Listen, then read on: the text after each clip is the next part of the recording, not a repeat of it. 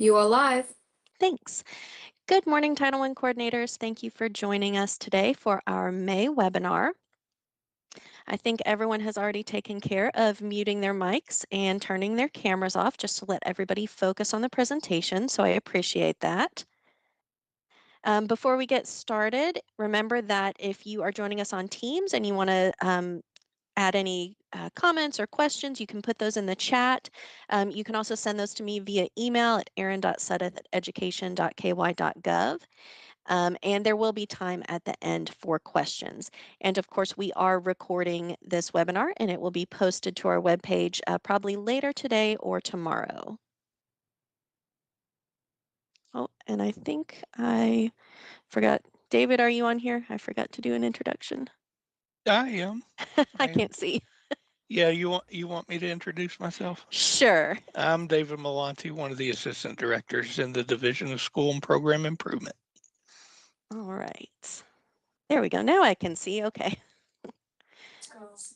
All right. If you weren't able to join us for the April webinar, it is up on our webpage, so you can watch that. We had some important announcements. I shared a new district set-aside category that's going to be added to GMAP for our FY 2027 application. I also shared information about the Title I Next subscription. We had our usual recurring reminders, and then our main focus was on evaluating the content and effectiveness of the district parent and family engagement policy, and in turn, the parent and family engagement program. And I shared a new KDE resource that you are free to use to help you make sure that you are meeting that requirement. Today, after our announcements and reminders, we're going to focus on an overview of the 2025-26 consolidated monitoring season. So we're going to briefly talk about the common findings, and I've got links to lots of resources that can help you make sure that you are in compliance, avoid getting those findings in the future. And then we've got 4 coordinators who participated in monitoring this year who are going to join us and share about their experience, as well as some of the tips and recommendations they have and how they planned and prepared for the visit. Announcements. I do want to share that we have renewed the subscription to ESEA Now for all of our districts for the 26-27 school year. And if you're new or maybe your district hasn't taken advantage of this yet, ESEA Now is a publication that focuses on education administration and law, and it just provides this kind of all-in-one space for you to find resources related to program components and requirements. And if you do subscribe, which again, this is free of cost to the districts, you get weekly emails with links to their most recent articles and resources, as well as access to the entire ESEA Now website, which has all the previous articles and resources, and not just Title I Part A. There's all of the ESEA program information is on there. So if you are not currently getting that and you don't think that your district has taken advantage of this yet, we do have a couple of districts that still haven't completed the necessary paperwork. You can contact Ryan Bennett at LRP Media Group. That's the vendor that produces ESEA Now, and I have his contact information on the slide. And he will help you arrange access, figure out who needs to be getting those emails in the district. You can add as many people as you want to that list, and you can also set up a brief training session with him on the website, and he'll show you how to search, how to find all the things on there, and really make the most of that resource. And my other announcement is that I have updated all of the videos in the GMAP training video series, and that is in anticipation of the FY 2027 application opening. So I just wanted to update those to make sure we have a couple small tweaks to some pages of the application. I wanted those to be reflected in the video, and then just some additional reminders and tips for each page that will help you make sure that you complete those correctly and hopefully not have to have that sent back for revision. Right, we always like to check where we're at in terms of spend down for this year's funds. So for our 310M funds, by the end of May, we should be at about 62% or more of funds spent or encumbered. And that's just to keep you on track to meet that 85% minimum spent or encumbered by September 30th. So make sure you're checking in with your finance officer in terms of how much there is left to spend. If it does not look like you're going to be on track to meet that 85%, you're going to need to think about requesting a carryover waiver once we send that information out, or maybe making some adjustments now, maybe moving some things around to make sure that you do hit that 85%. We do have three projects that are open right now, although one of those will be ending next month. So pay attention to that June 30th deadline. And that is for the Project 310K funds. Meet with your finance officer and just make sure that all of those funds are spent or encumbered no later than June 30th. Our May newsletter is also up on our website if you haven't seen that yet. We have an announcement about schools and districts being asked to submit best practices, an article on how to prepare for monitoring. Again, a look at some of our common monitoring findings and some resources on how to avoid them. And our principals perspective article focuses on the summer to-do list, things that Title I principals need to be thinking about over the summer in preparation for the next school year. And then our usual recurring articles are in there as well. I will also say that the June newsletter should come out later today, and that is going to be a really great one. We have a lot of information in there on meaningful two-way communication with parents. I know that can be an area that there's a lot of struggle with, so be sure to look for that newsletter coming out later today. And if you are not currently receiving that, just let me know and I'll get you added to the subscriber list. Right, I'm not going to read through all of these year at a glance tasks for the summer. They are in the slide that I sent out to everybody. The overall themes here are just reviewing data to evaluate programs that took place during the 25-26 school year, and then going ahead and starting to plan for the 26-27 school year. All right, on to our main topic, which was our 25-26 monitoring season. So we wrapped up the on-site visit portion of our consolidated monitoring season in April.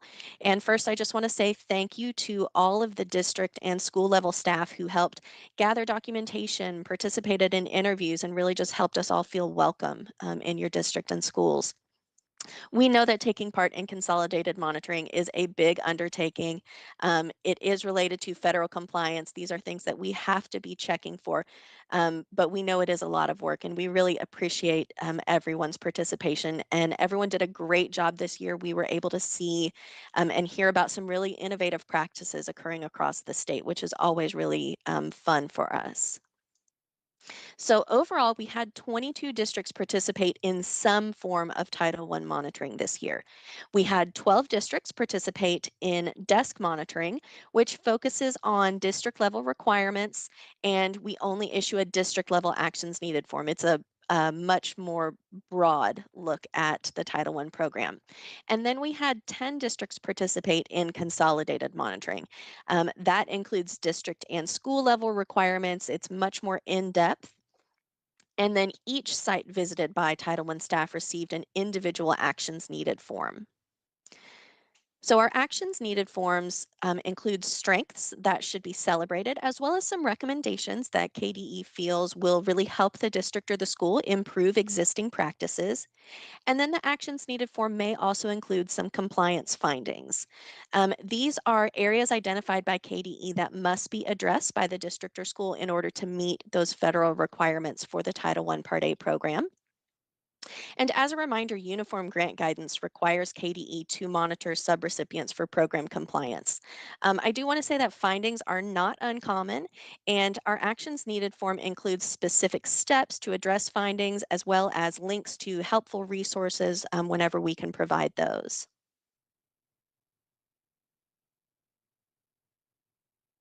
Now, before I get into the common findings, I wanted to highlight some of the improvements that I observed when I was comparing this year's consolidated monitoring to last year's consolidated monitoring. And these are the top three improved findings for both the districts and the schools.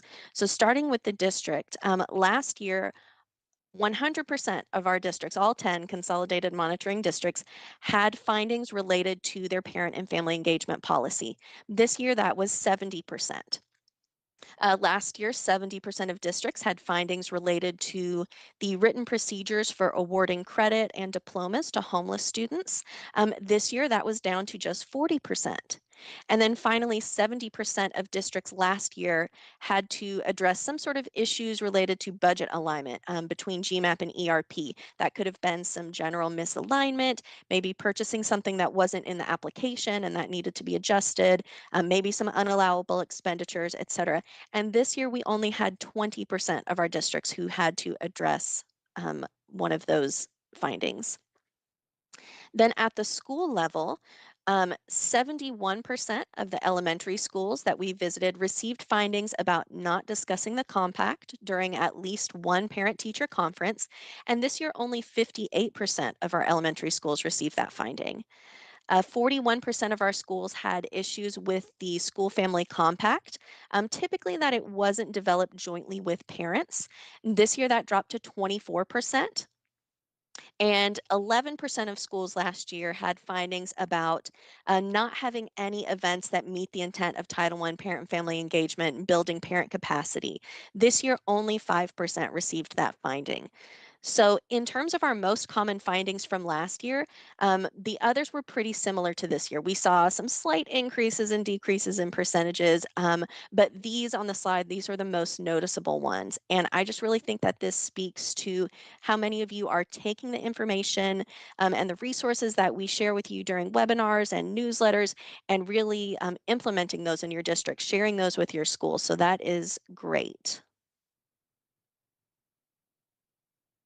In addition to reviewing feedback to inform future monitoring seasons, we also track the different findings that we issue and we try to note which ones were most common. And this allows us to determine what additional clarification or support may be needed from us.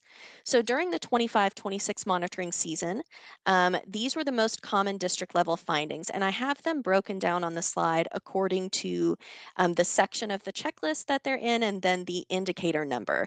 And I've also added some links to some of our KDE resources that could help you ensure that you are in compliance with all of these requirements. I'm not going to go super in depth into any of these because I want to make sure we have plenty of time for our guest speakers to share about their monitoring experience. But just know that whenever you visit any of these links or the links within the monitoring checklist themselves, you're also going to see the citations for ESSA or Uniform Grant Guidance or wherever this item is coming from. So up first for districts, we do have the parent and family engagement policy, and this is one that we see year after year. And the majority of the time, the issue is that the policy doesn't describe how the requirements are going to be met. So if you take a look at your policy and it just says the district will, and then it has a list of things, but it doesn't describe how, then that means it's not compliant. And if you were selected for monitoring, that would be a finding. So to help you, we have a checklist which outlines the requirements. We have a template that you can customize for your district. You're not required to use that template. It's just one of the resources available to you. And then we also have an FAQ document all about the policy. Up next is the parent and family engagement policy evaluation. And this is the first time that we've really seen this one as a common finding. And I think part of that is us on our end having a better understanding of what this evaluation should look like. It's not just about sending out a parent survey. So, what you really want to do is think about how you're getting feedback from parents, how you're analyzing it, and then how you are using that analysis to inform your next steps. So in terms of resources, of course, we have that new district parent and family engagement policy evaluation template, as well as a link to last month's webinar where we walked through that document and the requirements. Our next common finding is the foster care transportation agreement. And again, this has been one of our top findings for several years. Remember, this should be a document that the district creates jointly with the local child welfare agency. And it's going to outline the step-by-step process taken when students are placed in foster care or they have a change in their foster care placement to a different attendance area other than their school of origin. So this document is going to walk you through how to set up the best interest determination meeting, what factors should be considered during that meeting, how transportation is going to be arranged, provided, and funded, as well as a dispute resolution process in the event that that is needed. We do have a guidance document that can help you develop this agreement, and I will say that we are currently working on some updates to that document, as well as some other resources to really better support you in meeting this requirement. Our next common finding is related to timely spending. So, the majority of funds reserved for students experiencing homelessness, parent and family engagement, and participating non public and private schools, those are intended to be spent during the year in which they were generated. But we often see minimal spending in these areas when we monitor. So, as you're planning for the next school year, make sure that you're being intentional. Conduct needs assessments, review how funds were spent or not spent this year, and make adjustments.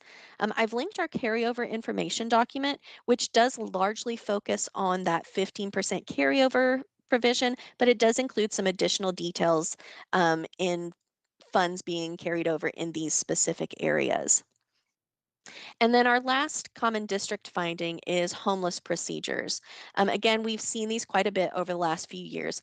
Similar to the transportation agreement, this is going to be more than just a blanket policy. So, a policy is going to state that the district will do these things, and that's important to have as well. But these written procedures are going to outline how, and they're most likely going to vary from district to district. So we need to be thinking about what tool or methodology the district uses to calculate credit and partial credit, how credit can be consolidated, how is access to summer and extracurricular courses provided to our students experiencing homelessness. And then we have another resource, a KDE resource here that will help you make sure that you include all of that required information in your credit awarding procedures.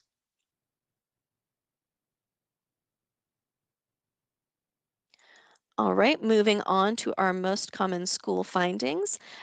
Just like last year, all of our school findings this year related to parent and family engagement. That is not uncommon at all. And again, we do have the ESSA citations in all of these linked resources.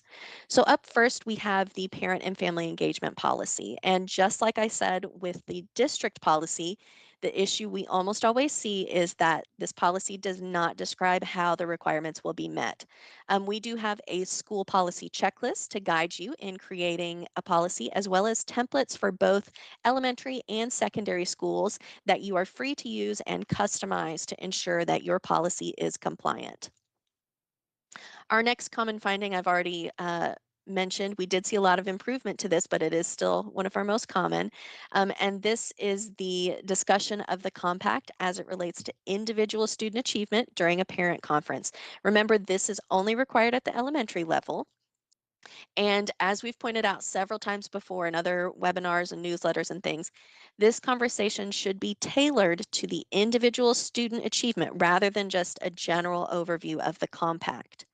So in our sample Title I documents folder that's posted on our Title I webpage and linked on the slide as well, we have a resource that includes tips on how to effectively document that this discussion is taking place.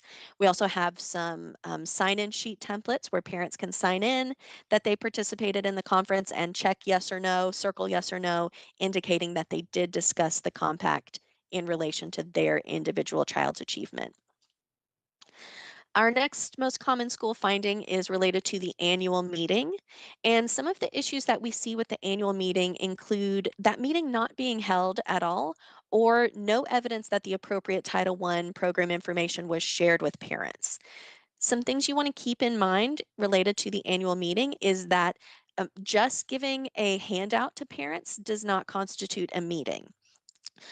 We really encourage you to have your schools combine this meeting with open house or another highly attended event at the beginning of the school year and make sure that they save what they share with parents.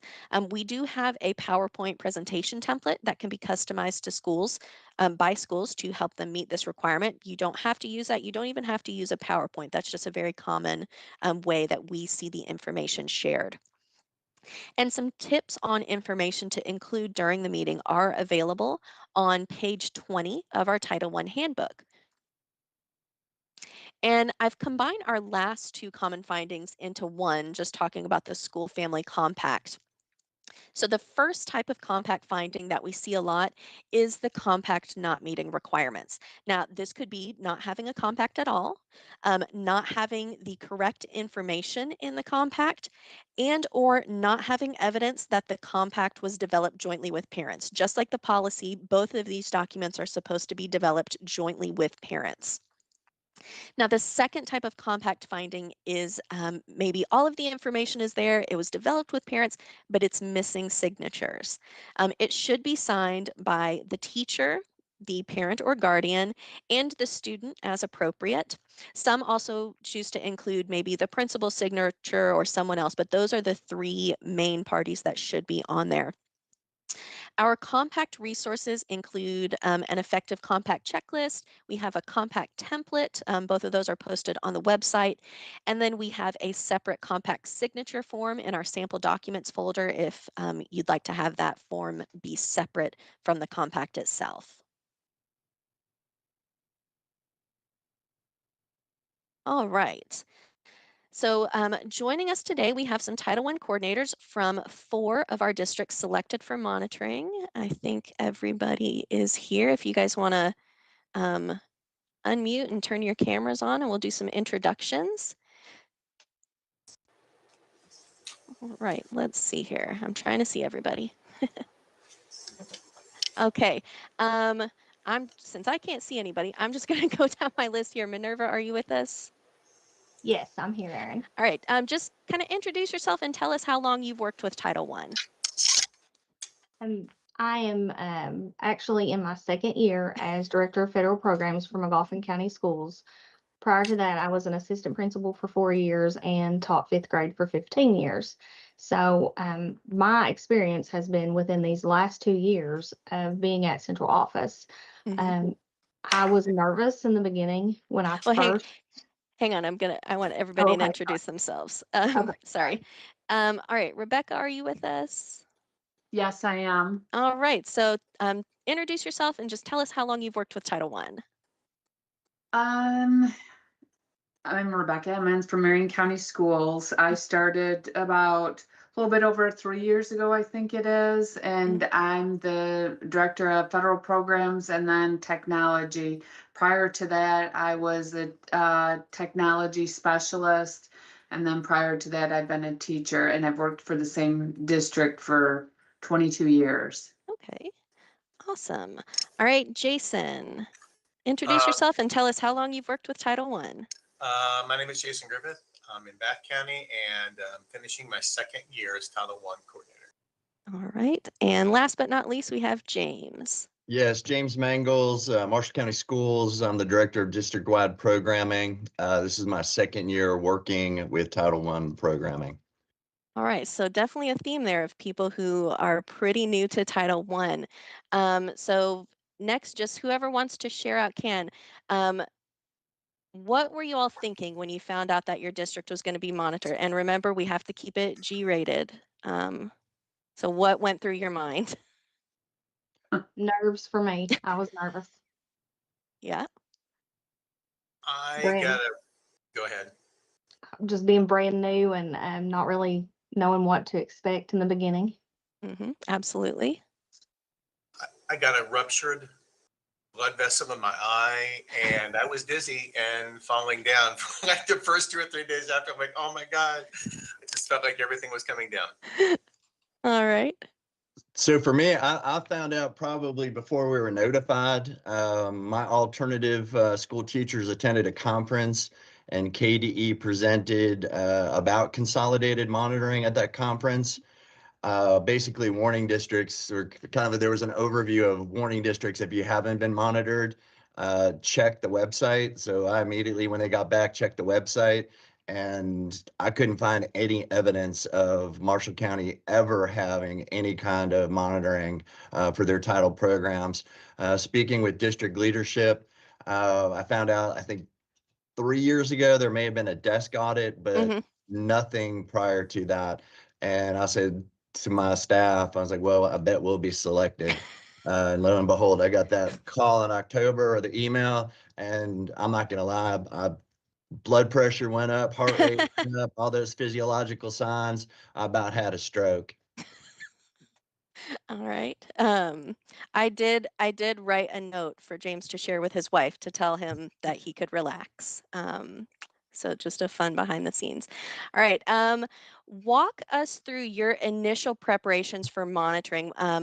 Like, how did you guys get organized? Did you create any resources that helped you? One of the things that I noticed for all of your districts and many of the others that participated this year, I saw a lot of like proactive planning and jumping on things right away and not waiting until the last minute. So who has kind of some preparations and tips on how they got organized? If it's okay, I'll speak. Yeah. So something that I talked with the superintendent about, and it was his suggestion because they had went through it 2 years ago when he was at Elliott County, was that we needed to have weekly meetings right away on Monday. So we did that. And one of the things that I did is I took the PDF from the progress monitoring checklist and converted that to a Word document, removing all things that simply weren't necessary within that document. And then I just took ChatGPT and said, hey, this is the name of these directors, that are in this document. Please assign some roles and responsibilities, deadlines for these people. And then that kind of shot that out. And that was very helpful in the very beginning. But I'm sure there's more that people might have. But something that really helped me in the very beginning was because I had it set up that way, every artifact or everything that I put in the folders went in numerical order. So if it was folder 1, and it was item number 3 in folder 1, I made sure that the artifact was 1.3 and 1.4, so that when I was eventually moved it to SharePoint, like all I had to do was move it from my drive there, and I could tell whether something was missing or not, because if it would go 1.2, 1.3, 1.4, 1.6, I'd be like, okay, we're missing that. Something's And I wouldn't put it in that folder until I knew we had everything in it. I stress tested it against a couple different ways. So that's what helped us. All right. Organization was definitely key for us in the beginning, just kind of letting everyone know, like the pre-K director, principals, DPP, people involved in different parts of the monitoring, being very proactive and making sure everyone was aware of their role and the evidence that needed to be provided. We saw real quickly that, we needed a transportation agreement update. And our DPP here was very proactive in getting that together for us and doing what needed to be done. So just a team effort for us here in McGoffin from the get-go, from the beginning. And our principals were very receptive as well. They were on board and willing to provide what was needed, and they would come and meet as needed. Now, we didn't do a weekly meeting. We already have principal meetings once a month here. So prior to, or the week of getting the notification, we had a meeting and I was already on the agenda to present. So I just went ahead and kind of, as they said, drop the bomb then. And but overall, just that preparation in the beginning and having I guess that responsibility laid out for who was responsible for what. And then we did a lot of, digital sharing and I was, tasked with organizing and getting everything together. And then I was also able to keep the hard copies, and we did those large file boxes and had everything organized. And so it was just key to it. It became for us in Marshall, it became a standing weekly update at our district level administrative meeting, and then a standing, we have principal meetings twice a month. So that preparation occurred during that time. What's interesting for us is I'm new to the district as well. I spent 18 years in a neighboring district. So all of a sudden, this new guy comes in and starts asking for evidences and how we do things. And 95% of our title funds go directly to staffing. And people took that a little personally at first, but once they, got used to our conversations and that, and then reaching out to KDE, I mean, as I started going through, we had a lot of policies, but really no written procedures. So as I went through that consolidated monitoring tool, I'm like, okay, so what's our process for X, Y, and Z? Where is it written? Well, there weren't processes. So I spent a lot of time on the front end trying to develop those processes. It was just like, well, here's what we do. We have a conversation here, or we do this outreach, or I was like, well, where is it written down? Because if we don't have it written down, it didn't occur. So there was a lot of tracking and trying to figure out where those things were located and creating those things that didn't exist. It's just part of the routine. I think we'd had 4 or 5 individuals over the last 5 years that have had their hands in title programming, but no consistent process. And then just meeting with your team, Denise and Aaron, you all have been, fantastic, because I freaked out. I was like, we have policies, but we have no procedures. What do I do? So, encouraging me that, hey, that's okay. We're here to support you. Here's where you can find the documents.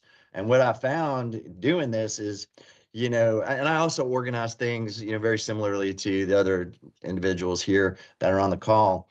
But just trying to locate things, create things, and then the reassurance that we got from KDE that it's going to be all right. Here's a template for X, Y, and Z. And once we started using those things, principals really bought in. I was like, you make it look as pretty as you want, or keep it plain, but these are have to be in there. And what we found is, as they deviated from that, because I don't know, some of our principals like to do their own things. There were requirements, and I had to send them back. And after 3 or 4 edits, I finally said, you know what, we're just going to upload this, and someone externally is going to tell us that this needs to be done. And it was interesting because we had multiple new principals as well. Those that followed my advice with using the templates, making sure all those requirements were there, they didn't have any findings. Interestingly enough, those that wanted to do their own thing, even though I have multiple emails that outlined, hey, you need to add X, Y, and Z to this, your compact or your presentation, and they didn't do it, they had findings. So, I mean, the documents that you supply are very, very helpful. Great. I wanted to piggyback on something, if that's okay. Yeah. One of the things that we did in the very beginning was, as James was saying, you have policies and procedures.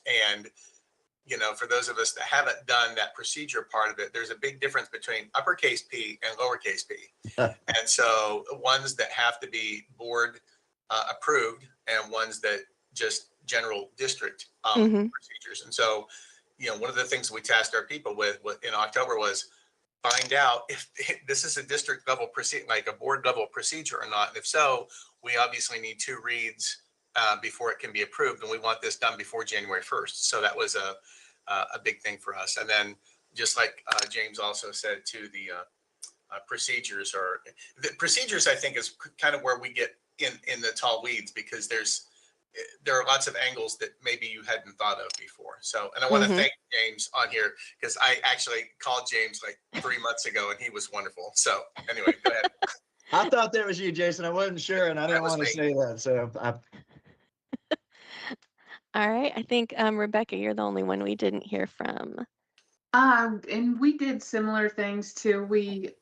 I met with the key players from central office here, and then what I did is I met with each of the schools. Actually, what I had done is I used a lot of the documents that you had, the district monitoring and the school monitoring, and so then at each school we have a coordinator that helps with Title I. So what I did is I set up a SharePoint that mirrored your SharePoint. And then I met with them, went over the document, again, the checklist, but they're already doing that in the sense of that I require them to have binders. And so I know that sounds very old school, but whatever works. We went back to that again. We had some issues with when it was electronic. So anyways, We did a combination of using them both. And so what I did is I got them ready with getting each school's documentation ready. And it was a process. And so then I met with them and then we did peer review midway through. Each coordinator at the school was assigned another school and they peer reviewed. And so we came together as a group and did that. And then we did it a second time. And then I think we even did it more than that. A couple of them, I met with them individually, as well Mhm. as weekly meetings were still going on with the key staff that like the DPP, the Title II coordinator. I'm trying to think of other stuff that we had done. It just, I mean, and again, the private school, I mean, just, we're already meeting with her, but just continually keeping that line of communication Mhm. open. Something else I did, we have a key leadership meeting too. Again, I announced it there, when this all began in November. And, I just made sure that they, had an understanding of everything that's required too, because sometimes you say these things to them of things that are required, but it doesn't always sink in. So I met with them individually and I did like a mock interview with each principal. I also did reminders of, okay, these are the things that Title IV pays for. Remember, these are just making sure that they're aware of it because I didn't want them to, they know it, but then it's like I wanted them to make sure that they had an understanding of everything. And like the Yeah. staff, sometimes it's like, well, this is what Title I is, but then I don't know, they don't always know. Does that make sense? Yes. Like, Yeah. but overall, I felt like it was there was trepidation at first, but it was very positive. I appreciate Jennifer and Erica and Lee. They were very positive, because there were moments where you're like, well, you're a fear of panic a little bit. I don't want to say panic, but it's like, oh, You I can don't say think. panic. I mean, I don't think I'm not sure that we're fulfilling that, but they were very positive about it all. So Good. really, it was good. It was very good experience, very good for us. All right. So, yeah, I mean, I just want to highlight some of kind of the common things I heard of, that strong communication with the other people in the district and at the school level. This isn't something, if you're selected next year, you're not a one person show. You need to lean on other people to help you with this. Make sure you're looping in those schools. Make sure everybody understands the importance of this and why you're doing this. And I think you all kind of talked about how you involved the principals and kept them informed about the process, which is really important. There have been times when we've gone to schools and the principals just, they don't really know what to expect. They're not familiar with the checklist. And they're understandably very nervous. So it was really nice that you all kept them in the loop. I think you kind of talked about this as well, but were there any other KDE resources that helped you determine what evidence to save, how to prepare for interviews, how to, make sure that you were in compliance?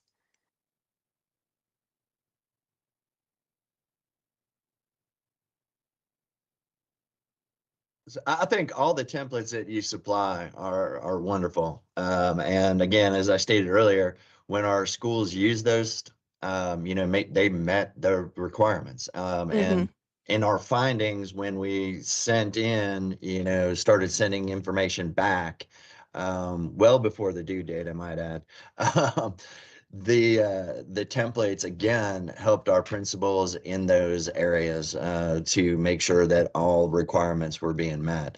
And again, even though they would send those to me and then I would send them on to KDE, I would review some things and I'd send them back saying, okay, this piece is not in there. And sometimes again, it just took me sending it on And then, the Title I folks say, hey, this piece is missing. And I would just say back to my principals, I was like, if you look at my email back in March, you can see on March 10th, I stated that you needed to add this component and you chose not to do that. Mhm. Make sure you add it and then would send it in. So all the templates were great. The checklist obviously really helped organize everything for us, at least. Mhm. I think Great. also that initial meeting that we had together in the beginning, where a lot of things were shared with us, I reflect back on that, thinking that day, prior to that, oh my gosh, how am I going to get through this? And I can remember thinking, it's going to be okay. You're not Yeah, going and to wear an orange jumpsuit. You're not going to go to prison over this. we've not sent anyone to jail yet. That's I not our remember us plan. discussing that. But I would just like to add, the people. I feel the most powerful resource for us was the close contact that we had with all of the KDE consultants. I'm actually the director for Title I, Title II, Title IV, and Title V. So I had contact with Shoshana Lee, Dana Kelly with Title II, Erica, and of course yourself, Aaron. And I can't say enough about you all, because you all took a lot of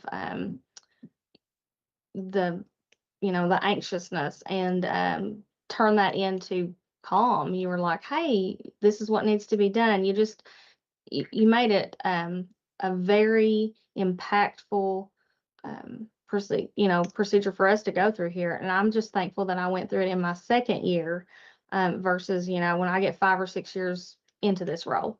So Mhm. I'm thankful for the opportunity to went ahead and experienced it this year. Great. That kind of leads me to my next question. So how will the monitoring experience impact you all and your programs moving forward? How are you going to take this information and, whether it's something that was shared in an interview or on an actions needed form, use that to improve your program?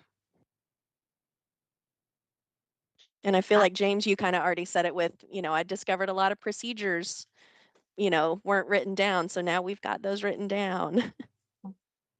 Yeah, that's what I was getting ready to say. Procedures and systems here, having a system in place of how we do things, because like someone added earlier, it had kind of been a revolving door for federal programs. It had been passed around from person to person, and people retiring out of the district, and they would have it for a year or two.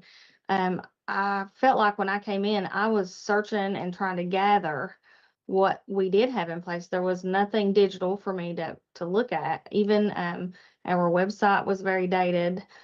Just a lot of things that needed attention.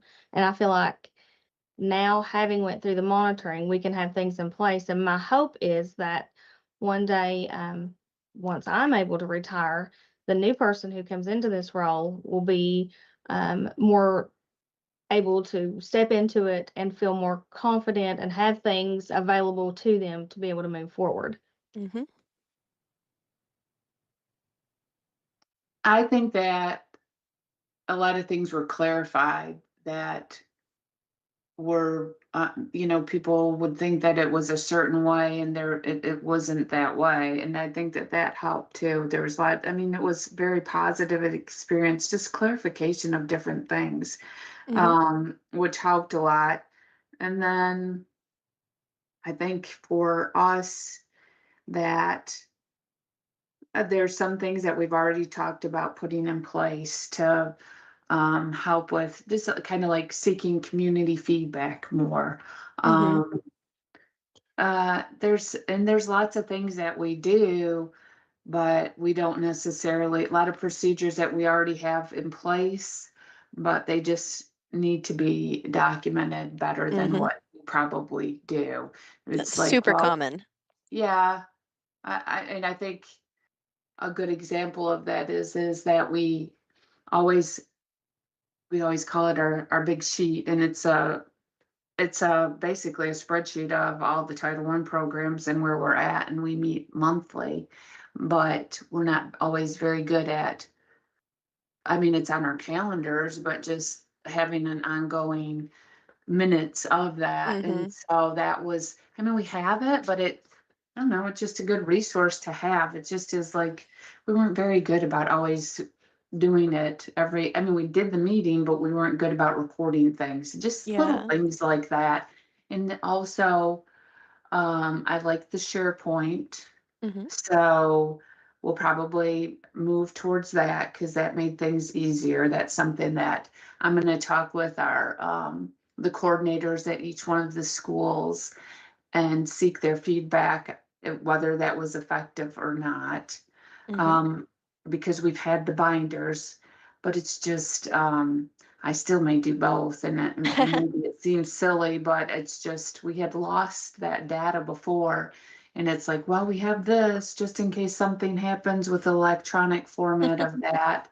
Um, it was, I just can't say enough positive things about it because it wasn't, it, it's, it's could have been very scary. It was scary, but it could have been like just a feeling of defeat, but Hmm. it didn't feel that way at all because I mean, I don't know that anybody that goes into the position saying, oh, like that they don't care about all those things. We do care and we want to do whatever you want us to do, but sometimes it's just fuzzy and there's lots of clarification, if that makes sense. So it was Absolutely. it was a great experience. Good. Good. And I think for Marshall County, it provided an intentionality around linking all of our federal programs and what we're doing on our focus as a district, right? People began to understand, this funding source where they didn't. It was just something, mysteriously this money appeared or we paid for it out of this. But it really, we coalesced around our district's vision and goals. And then a clear intentionality of spending federal funds for those things, to supplement. So Hmm. that's what it did for us. And I think it's, again, it focuses on continuous improvement. And that's really the way I've looked at it. And I think it's changed some principal and teacher and administrative perceptions of KDE and, all these consultants because you all were so helpful in prepping and during the process and even afterwards where we did have findings, very supportive. So changed some perceptions as well. All right, great. And then my last question is if you could think of one piece of advice for anyone who hasn't gone through the monitoring process, who's, maybe afraid that they're going to get picked next year, what would your most important piece of advice for them be? And I also see, I think we lost Jason, but I know Brandon from Edmondson, I think I see you on here. If you want to throw something in the chat, feel free.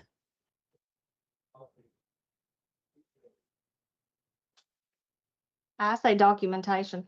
Yeah. That's my key. We're a small district, 5 schools, 3 elementary, 1 middle, 1 high.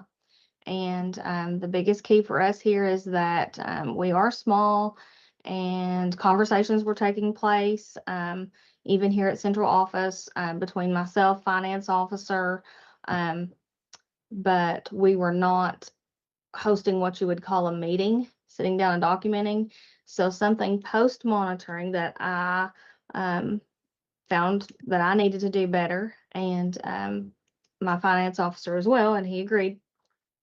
And it's I changed the way that I was coming back into my office after we would have a discussion and taking notes. So I bought a little journal on Amazon, $6.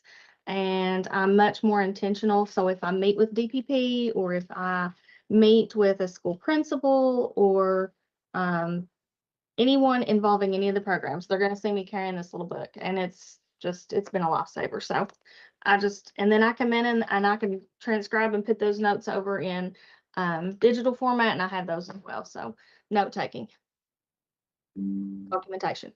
That's my All advice right. on everything. It's funny you say that. I have a spiral notebook that I've kept for a long time and it just says, it's got Title I on it. I'm like old school, but then and then something else that I had done is, I just have an ongoing meeting minutes that's electronic that I pull up and I just keep on adding on to it. Some, a couple of things too that I felt like helped me a lot is that, so that I didn't feel overwhelmed with it all, is I got the right people in place early. And as soon as I got that notification in November, I immediately set up meetings, immediately got those coordinators at each of the schools. And I approached it as, I mean, I had something in mind, but we all came together and it wasn't, there's no way I could have gotten all that documentation together. I mean, I would have gone insane. And so if I didn't have the right people in place, and I did use, like, I called it my Bible. I had that district monitoring checklist in front of me, and as well as I had folders on my Mhm.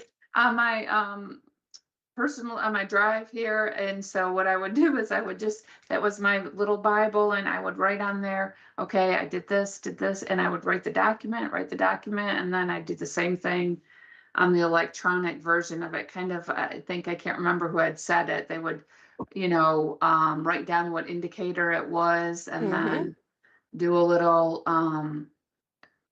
description of what that item was, because then you'd go back to it and and you couldn't remember what you had done. So that was always, because it was just so much stuff. So I had those two things going on all the time. So my district monitoring Bible, so to speak, with all my remarks on it. Mhm. And then every week I'd pull that up and I'd say, okay, where are we at with this? Where are we at with this? So, Yeah. something to keep you on track, whatever that may be, organized with it. That's what I would suggest, because it's a lot. And looks like we got Jason back too. Yeah, we lost internet completely, so I'm running off a hotspot right now. Oh, geez. One of the things that was helpful for us, like I said, as superintendent had mentioned, that we needed to start having weekly meetings right away. The other was, I think the thing that's the hardest is at the very beginning of you don't know where to start. There's so much.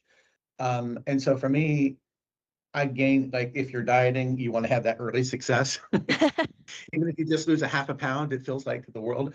And so to me, went for the low hanging fruit. I was like, okay, well, we have no private schools in our district or in our county, so let's knock those out of the way first. And so, like, I went to the KDE website and I got, you just can't say we have no private schools in our county. We have none surrounding. So what I decided to do was get the listing from KDE, all 16 pages of all the private schools in the state.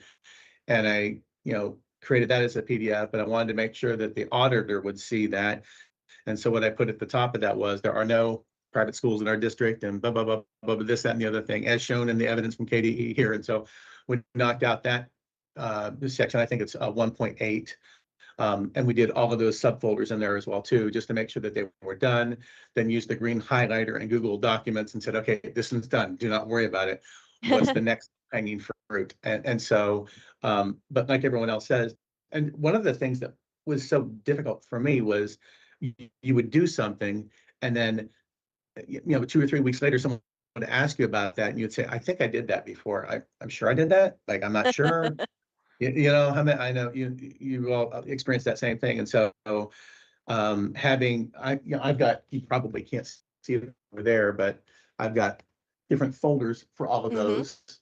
And so, like, not only did I have printed documents, but I had digital documents too. And I tried to make those organized in the same way. But like somebody else said, it's so much organization. It just takes so much. And really, the thing is, you just have to go in every day and you have to commit to it. And you have to say, I have to get these 3 things done at least today.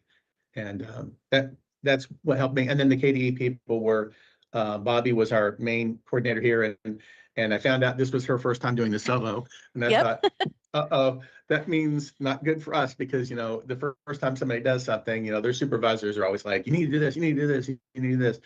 And so I thought, well, I'm going to make this as easy for this person as possible, because I always feel like a happy auditor is a lenient auditor. I shouldn't say lenient, but they're not going to rake you over the coals so much. And I thought, well, this needs to be organized to the nth degree. especially if it's their first time. So, but at any rate, I didn't mean to take so much time. You're fine. And I think for me, I mean, obviously the organization piece, but just that our consultants, Denise, Wes, you, Aaron, they're a resource.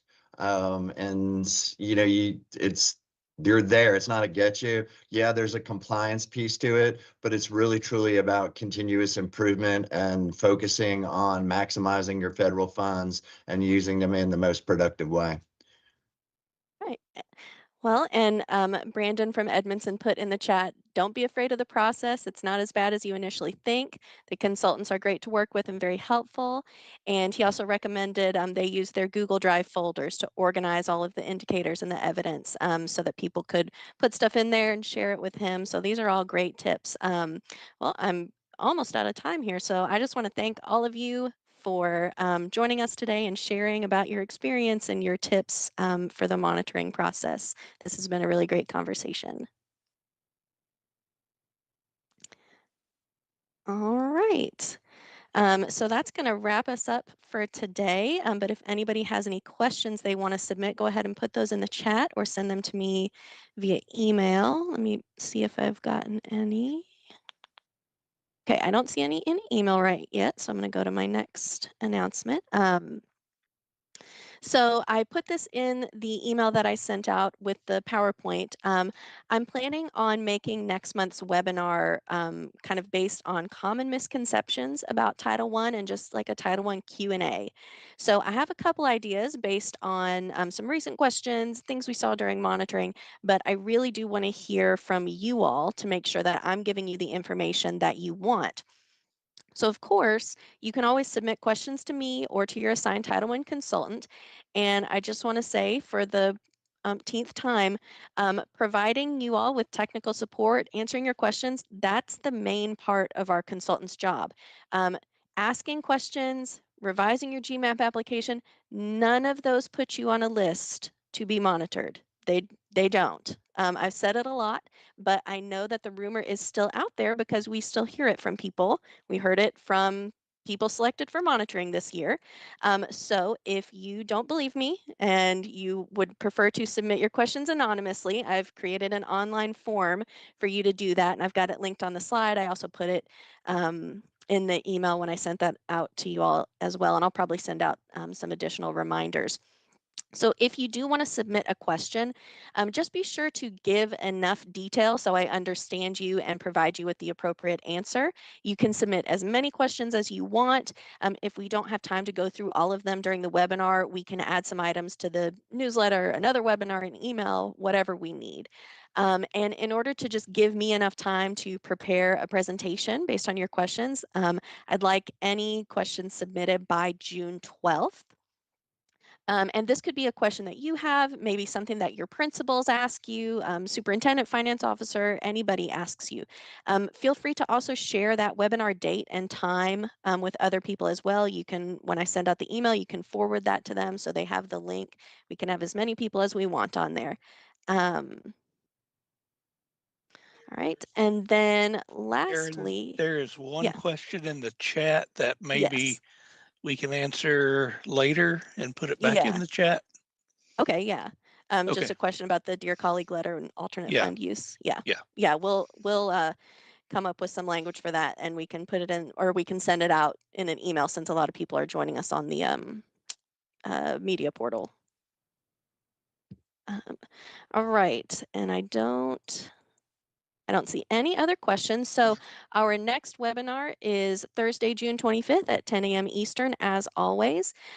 Don't forget that if you have any feedback for the webinars, any suggested topics for next time, you can use our monthly webinar feedback survey to provide us with that feedback. I didn't have any super specific requests after the April webinar. All right, so I've got 1 minute to spare. Thank you all for joining us today, and we will see you in June.